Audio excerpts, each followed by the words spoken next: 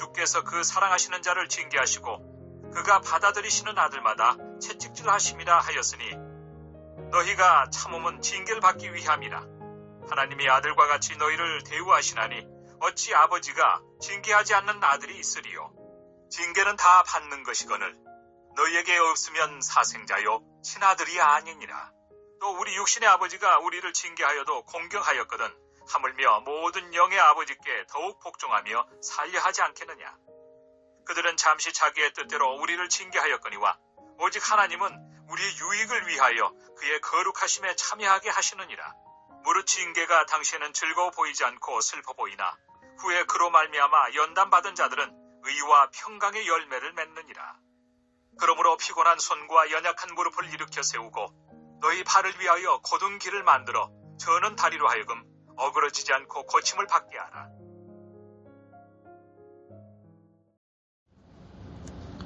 오늘 본문 12장, 히브리서 12장 조금 위로 올라가셔서 2절을 같이 보시면요.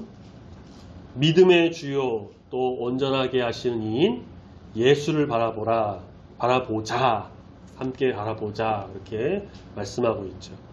그 예수님은 앞에 있는 기쁨을 위해, 즉 우리를 위해서 십자가를 참으셨고 부끄러움도 개의치 않으려 하셨고 그렇게 하나님 보좌 우편에 앉으셨습니다.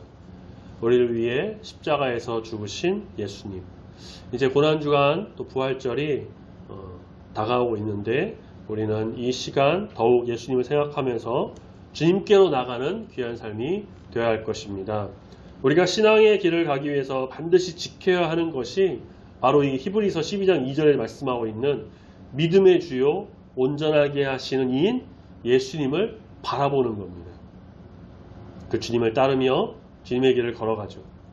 그 과정에서 진리가 선포되고 은혜가 넘치고 인도하시는 좋은 길도 있지만 고난과 어려움도 따르기 마련이에요. 좁은 문으로 들어간 좁은 길이기 때문에 힘들죠. 사람들은 고난과 어려움을 두려워합니다. 예수님 믿으면 그래서 복받고 자손 잘 되고 모든 게 형통해지고 모든 일이 다 이렇게 술술 흘러가는 그런 걸 생각하는 사람들이 있어요. 하지만 그 생각대로 다 되는 건 아닙니다. 믿음을 주시는 주님을 제대로 이해하지 못하기 때문에 문제가 발생해요. 초대교회 시대를 비롯하여서 기독교 역사를 다 살펴보면 성도들이 사실 편하게 신앙생활을 한 적이 더 많아요. 아니 오히려 주님을 바르게 믿기로 작정하고 신앙생활을 시작할 순간부터 죽어 천국 갈 때까지 그냥 고난의 연속, 그런 경우가 더 많습니다. 예수님께서도요, 사람의 몸을 입고 세상에 태어나신 것 자체가 사실 고난이셨고요. 가난한 가정에서 목수일로 가정을 부양하시고 공생의 기간 동안 복음을 전파하시고 복음 선교와 인류죄를 대신하여서 십자가에 못 박히신 것, 이건 전부 고통이었고 고난이었습니다. 하나님께서는 인류를 구원하시기 위해 아들 예수님을 고통의 자리로 가게 하셨습니다. 어떤 사람들은 아들이 사람을 대신하여 징계를 받았다라고 하죠. 이사야 53장 5절에서도 이렇게 예언합니다. 그가 징계를 받음으로 우리가 평안을 누리고. 결과적으로 하나님의 징계는 아버지의 사랑에서 출발하여서 잠시 고난을 당하다가 거룩한 삶으로 이끄시는 그 과정으로서 아름다운 선물이다 라고 생각할 수가 있습니다. 우리가 이제 고난주간을 앞두고요, 예수님 십자가를 더 바라보면서 다른 교단이나 교회에서는 지금 이 시기를 사순절로 이렇게 지키는 경우도 있는데 우리 교회가 속한 합동교단에서는 사순절은 지키진 않습니다. 어쨌든 우리는 예수님의 십자가를 바라보면서 고통의 의미, 이 고난의 의미를 잘 알고 새기고 주님을 묵상하고 거룩한 믿음을 세워나가는 그러한 주의 자녀가 다 되어야 할 것입니다. 오늘 말씀을 통해 우리 주님이 주시는 새로운 뜻과 은혜가 우리 가운데 귀하게 펼쳐지는 시간 되기를 소망합니다. 아멘. 징계에는 감정의 징계와 사랑의 징계 이렇게 둘로 구별할 수 있다고 해요. 감정의 징계는요, 기분 나쁘고 자존심 상해서 하는 징계고요. 사랑의 징계는 귀하게 여겨서 장래의 발전을 위해 하는 징계다라고 할 수 있는 거예요. 그러니까 하나님께서는 그러면 감정의 징계를 우리를 대하실까? 아니면 사랑의 징계를 우리를 대하실까? 우리는 뭐 그 답을 사실 잘 알고 있습니다. 하나님께서는 우리를 그분의 형상과 모양에 따라 창조하셨습니다. 그렇게 우리는 하나님의 사랑을 받는 자들이에요. 하나님은 우리를 사랑하시기 때문에 죄를 범하면 가슴 아파하고 괴로워하십니다. 우리가 잘 아는 말씀이죠. 요한복음 3장 16절. 하나님이 세상을 이처럼 사랑하사 독생자를 주셨으니 이는 그를 믿는 자마다 멸망하지 않고 영생을 얻게 하려 하심이라. 그 다음 절에 17절 이렇게 말합니다. 하나님이 그 아들을 세상에 보내신 것은 세상을 심판하려 하심이 아니요 그로 말미암아 세상이 구원을 받게 하려 하십니다. 그러니까 하나님께서 예수님을 세상에 보내신 목적은요, 우리를 구원하시기 위해서지 심판하고 때리고 치려고 하신 게 아니라는 거예요. 그로 말미암아 세상이 구원을 받는다. 그러므로 하나님께서 우리를 지켜보실 때 하나님의 뜻대로 살지 않으면 안타까워서 징계를 하신다는 거예요. 감정의 징계로 이놈의 자식 똑바로 안 해? 그냥 너는 얻어 터져야 정신 차리지. 이게 아니고 사랑의 징계로. 지금 학교에서는 뭐 체벌 이제 뭐 안 하죠. 안 된다고 하는데 옛날 선생님들이 많이 때렸어요. 그렇죠? 저도 맞고 그랬는데 그때마다 선생님 하는 말이 뭔지 기억나시나요? 이건 사랑의 매야. 아예 몽둥이에 써 있어요. 사랑의 매. 그런 분도 있었어요. 정말 사랑이 있었는지 모르겠지만 하나님께서는 우리에게 주시는 징계가 정말 사랑이라는 거예요.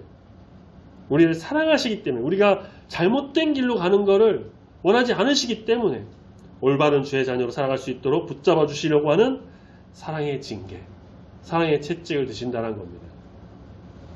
히브리서 기자도 이렇게 말하죠. 6절 말씀을 보시면요. 주께서 그 사랑하시는 자를 징계하시고 그가 받아들이시는 아들마다 채찍질 하심이라. 하나님께서는 우리를 사랑하심으로 사랑의 채찍으로 징계하십니다. 사랑의 징계라고 해도요. 고통은 따라요. 즉 사랑의 고통. 하나님은 사랑의 고통을 주셔요. 도자기를 만들 때 이제 물레에 흙을 올려놓고 막 돌리면서 빚죠. 그렇게 만들어 갑니다. 근데 이 흙이 난 돌기 싫은데 나는 그냥 가만히 있고 싶은데 물레가 도니까 어쩔 수 없이 난 돌아가는 어지러워 돌기 싫은데 정신도 없고 근데 물레가 도니까 그냥 자기는 돌아가는 거예요. 막 만들어지는 거예요. 내가 왜 그래야 되는지도 모르는데 시간이 지나요. 돌고 돌아 다듬어져 갖고 뭐가 돼요? 어떤 모양이 만들어집니까? 어떤 도자기 그릇의 모양이 딱 만들어집니다. 이 흙은 이제 겨우 안심해요. 이제 안 돌아도 되는구나. 이제 좀 나아졌구나. 근데 아직 미완성이에요. 그대로 두면은 그 도자기 모양만 된 그냥 흙일 뿐이에요. 자, 이제 어디 들어갑니까? 불로 들어가요.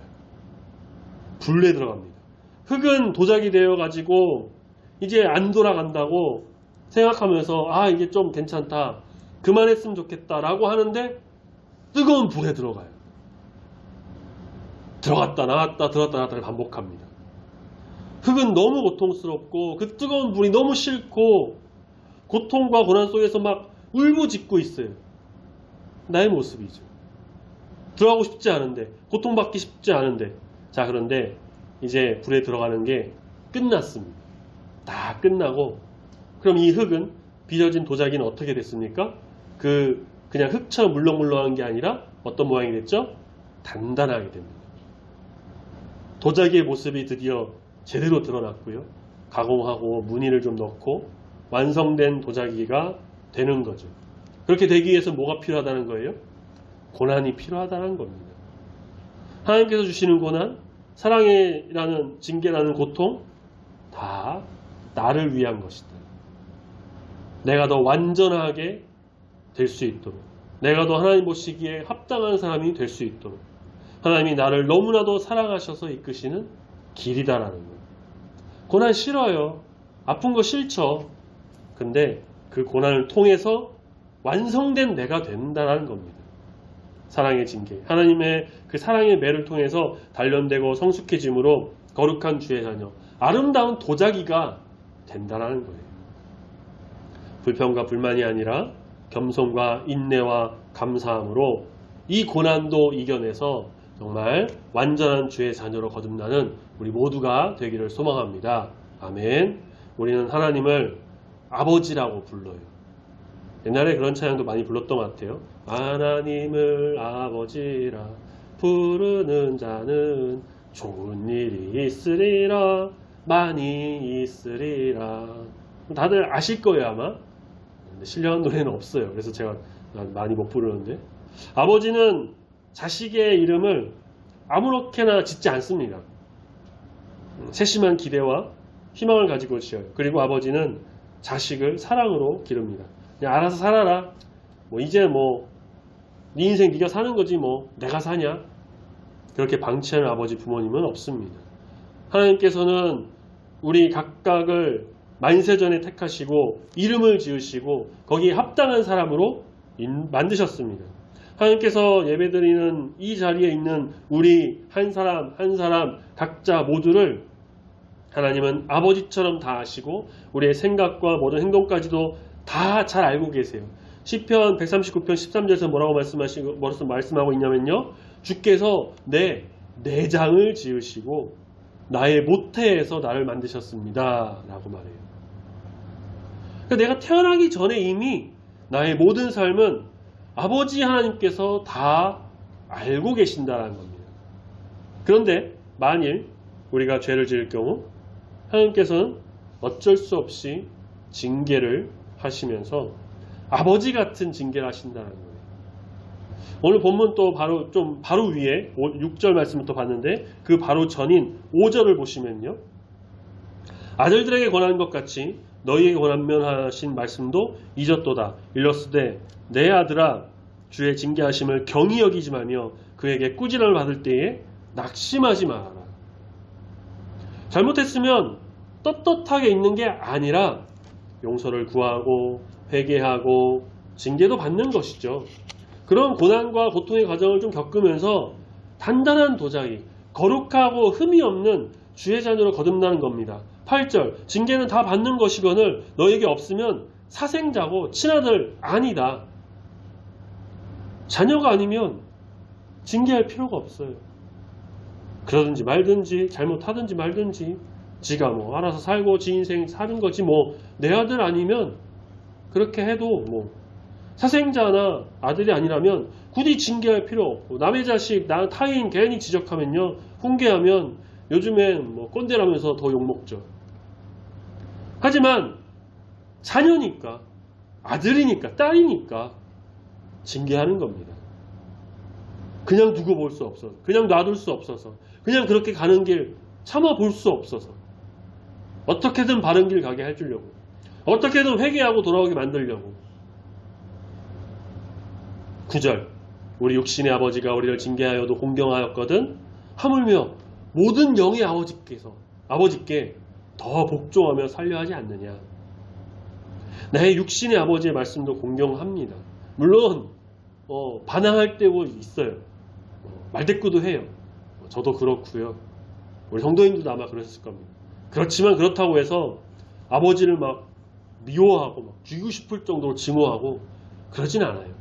그러니까 징계하는 그 순간에는 좀 싫기도 하고 짜증나지만 그것도 다 나를 위해서 그런 거구나, 그게 나를 사랑해서 그런다는 거를 알아요. 그래서 그 순간에는 조금 다투지만 나중에는 좀 후회하기도 하죠. 하나님도 마찬가지입니다. 내 육신의 아버지가 징계해도 내가 아버지를 공경하는데 하나님께서 그렇게 징계하시는 것은 나를 그보다 더 잘되게 하시는, 더 좋은 길, 더 영적으로 성숙하고 성장하게 하시는, 믿음이 흔들리지 않게 하시는 연단의 과정이라는 것을 잘 알기 때문에 복종하는 삶을 살아가는 거죠.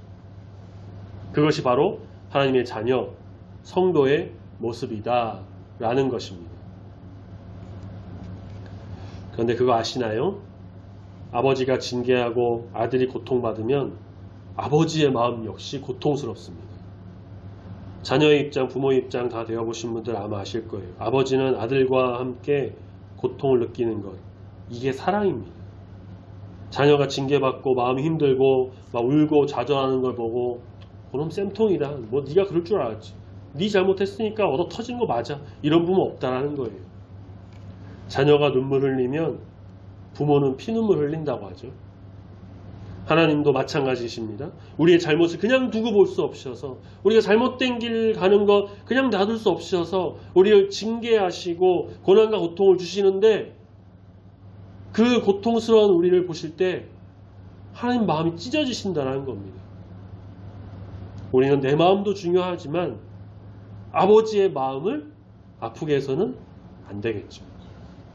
잘못할 수 있겠죠. 그렇지만 그것에 대한 징계를 그저 고통과 고난이라 생각하면서 불평과 짜증을 내는 게 아니라 하나님께서 나를 사랑하셔서 귀한 길로 이끄시는 은혜구나 믿고 또 하나님께서도 마음 아파하고 계신구나 라는 걸 바라보면서 순종의 길로 귀한 은혜의 길로 걸어가는 우리 모두가 다 되어야 할 것입니다. 다윗은 베들레헴 이새의 집 막내로 태어났어요. 이새의 집이 부유했는지 가난했는지에 대해서는 뭐 잘 알려진 바는 없지만 대체로 가난했다라고 봅니다. 다윗은 들에서 양을 치는 일부터 시작해서 죽을 때까지 그 누구보다도 정말 파란만장한 생애를 살았어요. 다윗이 믿음으로 하나님과 동행하다가 골리앗도 이기고 인기가 막 급상승하면서 아주 승승장구하는 것 같았지만 그것도 잠시였죠. 사울 왕의 음모와 계략으로 쫓기는 생활을 합니다. 죽을 뻔한 위기도 수없이 겪습니다. 긴 도망자 생활 속에서도 하나님의 은혜로 마침내 이스라엘 왕이 돼요. 국력이 크게 확장되었고요. 평안한 나라가 됐습니다. 왕이 됐으니까 이제 더 올라갈 일만 남았구나. 평화의 날만 계속되는구나 싶었는데 다윗이 죄를 지어요. 간음죄와 살인죄를 지었고 또 사무엘하 마지막 때에 가면은 교만하에서 하나님께서 금하신 인구조사까지 합니다. 그래서 하나님의 은군의 징계를 받기도 했습니다.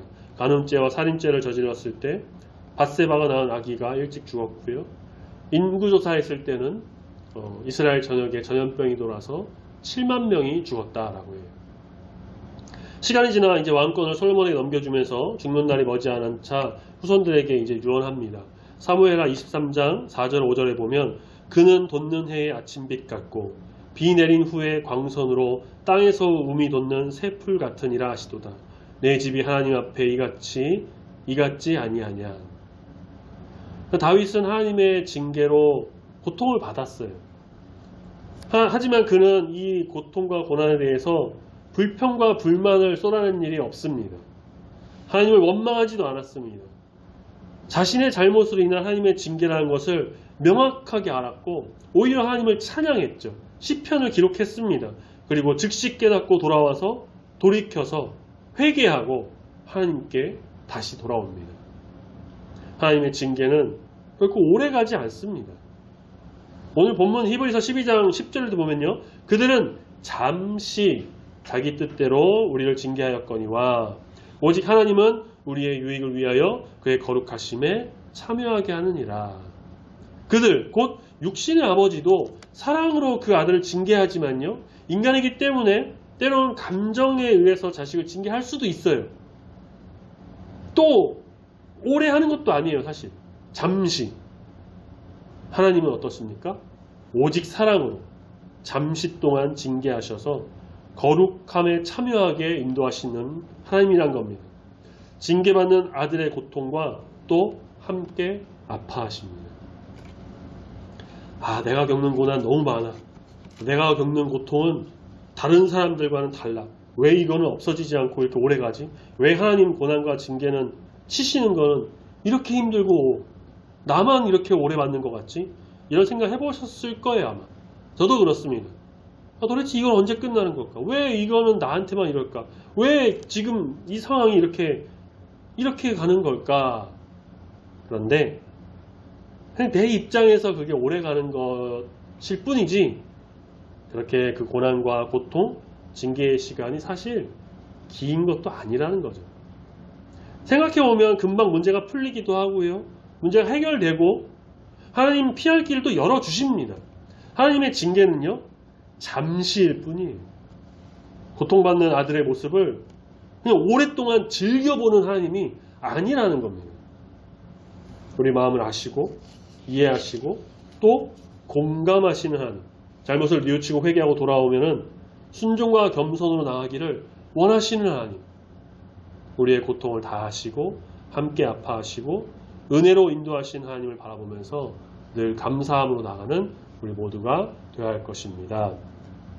징계는 징계지만 앞서 우리가 본 것처럼 먼저는 사랑의 징계가 있었고요. 아버지와 같은 징계가 또 있었고요. 잠시 베푸는 징계가 있었습니다. 그리고 마지막으로 거룩함을 위한 징계가 있습니다.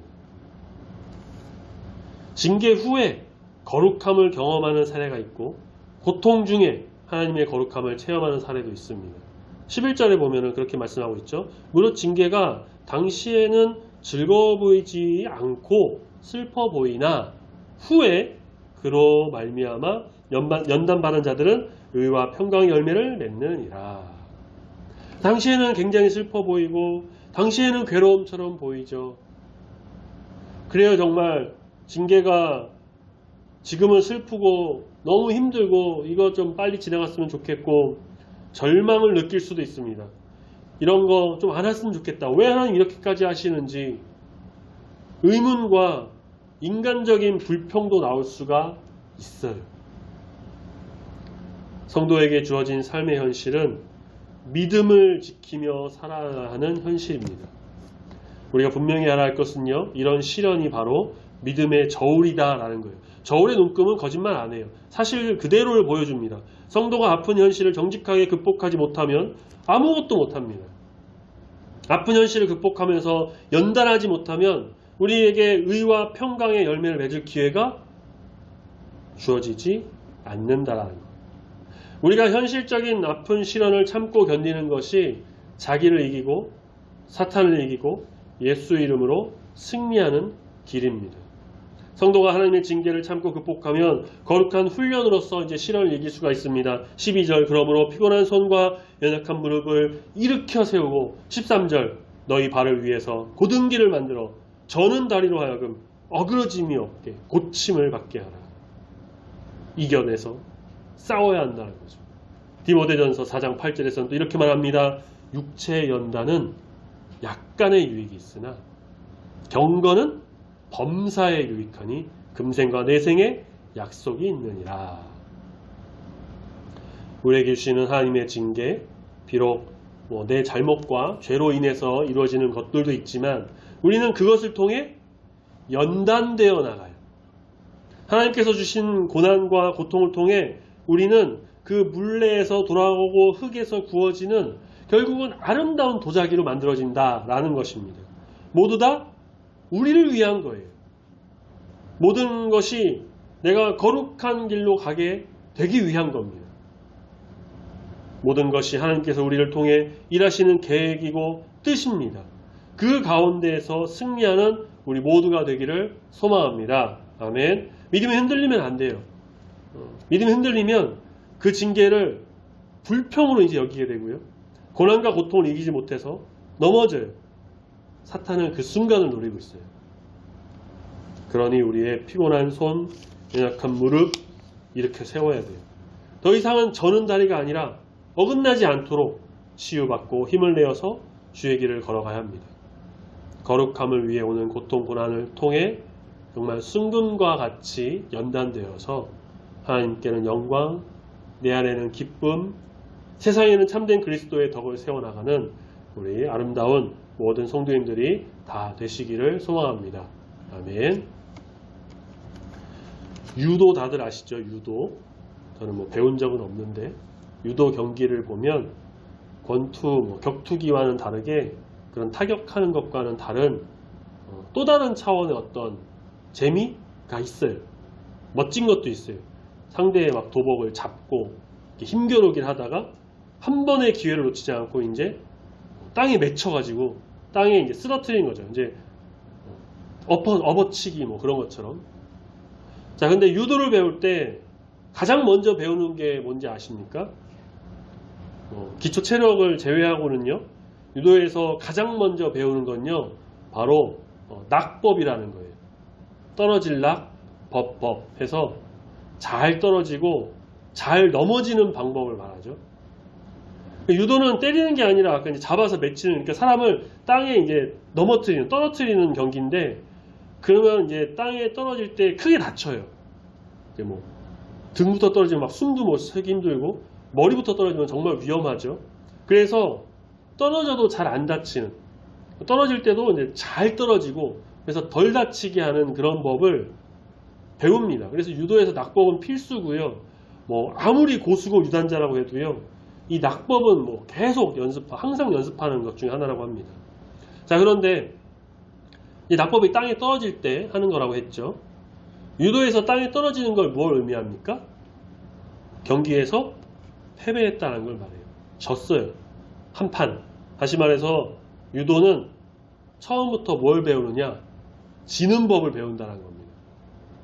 넘기고 쓰러뜨리고 막 업어치기, 뭐 빗당겨치기, 조르기, 뭐 그런 걸 먼저 배우는 게 아니라 넘어지고 쓰러지고 땅에 떨어질 때 잘 떨어지는 법, 이런 걸 배운다는 거예요. 막 좋은 기술, 막 이기는 법, 막 그런 거, 막 화려한 거, 그런 거 하기 전에 넘어지고 패배하는 법을 배운다.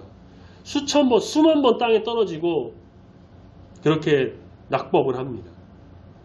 우리나라 뭐 유도 국가대표, 올림픽 금메달리스트, 그런 사람들도요, 다 떨어지고 넘어지는 것부터 배웠어요. 그 사람들도 수만 번 낙법을 치면서 땅에 떨어지면서 유도를 배웠습니다. 인생도 그러하고요, 신앙의 길도 그렇습니다. 예수님 따라가는 제자의 길을 가다 보면 고난이 오고 고통도 오고 잘못된 일로 인해서 하나님의 징계를 받기도 해요. 고난 고통 없으면 정말 좋겠지만 그렇지 않다라는 걸 우리는 너무 잘 압니다. 고난은 오게 되어 있어요. 그것을 잘 받아들여서 잘 넘어지는 방법을 터득해야 됩니다. 고난이 와도 쓰러지지 않고, 이는 하나님께서 연단하시기 위한 인내의 과정이구나, 훈련의 과정이구나 라는 걸 깨닫고 오직 믿음으로 이겨내는 것, 그 고통의 길 길지 않아요. 말씀에서도 그랬죠. 잠시 동안 있을 뿐. 그러면 그 뒤에는 뭐가 돼요? 우리가 기술자, 전문가가 되는 거예요. 고난이 또 와도 잘 이겨내고, 낙법 수천 번 해봤으니까 이제는 넘어져도 안 다치고 금방 일어서서 그 길을 갑니다. 저는 다리가 아니라 튼튼한 다리로. 이것이 고난과 고통을 이겨내는 성도의 자세입니다. 오늘 설교 제목처럼 고통 중에 거룩해지는 우리 모든 성도님 되시기를 소망합니다. 아멘. 이제 고난주간 한 2주 정도 남았죠. 우리를 위해 십자가 지신 예수님, 우리를 위해 고통당하신 예수님, 그 예수님을 바라보면서 말씀도 묵상하고 기도로 주와 함께하는 귀한 삶이 다 되시기를 소망합니다. 우리에게 주시는 고난은 사랑이기 때문에 아버지의 마음으로 거룩함을 위해 주시는 잠시 동안의 훈련이다. 우리의 삶을 유익하게 합니다. 우리의 신앙을 단단하게 만듭니다. 아름다운 도자기로 빚어주십니다.